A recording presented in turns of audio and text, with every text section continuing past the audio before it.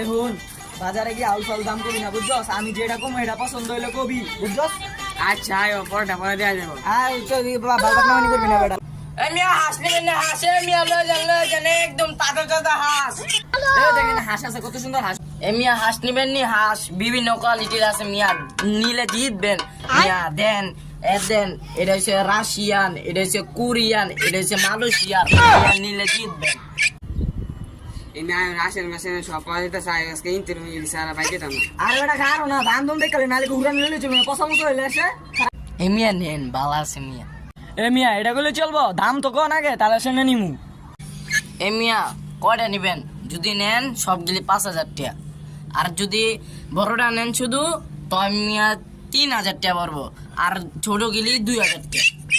এই মিয়া এত দাম একদম 5,500 দিব। এই মিয়া হ্যাঁ দিয়ে দিছি, লন লন তারা লে নেবুল হয়েছে বেটা।